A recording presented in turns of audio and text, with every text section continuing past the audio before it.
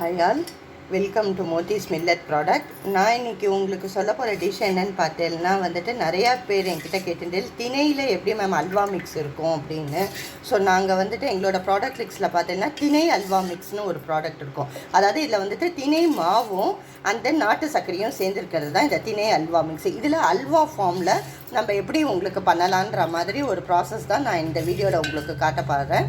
அதுக்கு நான் என்ன பண்ணியிருக்கேன்னா, ஆக்சுவலாக முதல்ல இந்த திணை மாவு நம்மளோட ப்ராடக்ட்டில் இருக்கிற அந்த லிஸ்ட்டில் திணை அல்வா மிக்ஸை பேக்கெட்டை எடுத்துட்டு ஒரு 2 கரண்டி மாவை எடுத்து நல்லா ஒரு 1/2 டம்ளர் ஒரு 1 டம்ளர் தண்ணியை விட்டு இது மாதிரி லம்ஸ் இல்லாமல், நான் எப்பொழுதுமே சொல்கிற மாதிரியே கட்டி எதுலேயுமே இருக்கக்கூடாது. கட்டி இல்லாமல் கரைச்சிருந்தாலே ப்ராடக்ட் உங்களுக்கு அவுட்புட் ரொம்ப நல்லா இருக்கும். ஸோ அதனால் நீங்கள் இதை தண்ணி இல்லாமல் இந்த மாதிரி கரைச்சிக்கோங்க.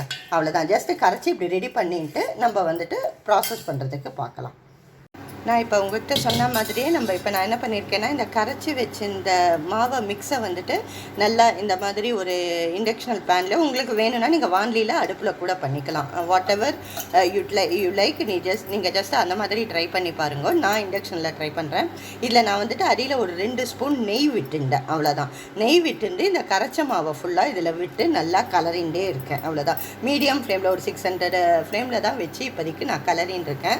நீங்கள் பார்த்தேன்னா இது கொஞ்சம் நேரத்தில் அப்படியே கெட்டி மைண்டே வந்துருக்கும். சிம்மில் வச்சுட்டு நம்ம கலரிண்டே இருக்கணும். அவ்வளோதான். அகைன் ஒரு ஸ்பூனு நான் நெய் விட்டு நான் இதில் உங்களுக்கு ஜஸ்ட்டு கலர்றேன் பாருங்க. இதில் பாருங்க, இந்த மாதிரி நெய் ஆக்சுவலாக மேலே வரும். மேலே உங்களுக்கு அந்த ஒரு நல்ல ஒரு ஃபார்மை கொடுக்கும். நீங்கள் பார்த்தீங்கனாலே உங்களுக்கு நல்லா தெரியும். இந்த மாதிரி கெட்டிமாக நம்ம கலரிண்டே இருக்கணும். இப்போ பார்த்தீங்கன்னா இப்போ பாருங்க, அல்வா நமக்கு ரெடி ஆகிடுது. இந்த மாதிரி இழுத்து கலரினேன்னா ஜஸ்ட் அல்வா பதத்தில் உங்களுக்கு ஃபார்ம் ஆகிடும். ஜஸ்ட் இப்போ பார்த்தேன்னா அல்வா ரெடியாகி அந்த அல்வாவை நம்ம ஒரு பவுலில் ட்ரான்ஸ்ஃபர் பண்ணியிருக்கோம். பார்த்தீங்களா, அல்வா இப்படி தான் இருக்கும் ஆக்சுவலாக திணை அல்வா மிக்ஸ். ஸோ இந்த திணை அல்வா மிக்ஸை நீங்கள் கண்டிப்பாக ட்ரை பண்ணி பார்க்கலாம். நம்மளோட ப்ராடக்ட் லிஸ்ட்டில் இது மாதிரியே நம்மக்கிட்ட ராகி அல்வா மிக்ஸும் இருக்கும். ஸோ அதுவும் நீங்கள் யூஸ் பண்ணி பாருங்கள். இந்த திணையில் மெயினாக நமக்கு என்ன விசேஷம்னு பார்த்தீங்கன்னா, இதில் ஒரு ஆன்மீகமும் கலந்துருக்கு. நம்மளோட முருகருக்கு திணை மாவு ரொம்ப விசேஷம்.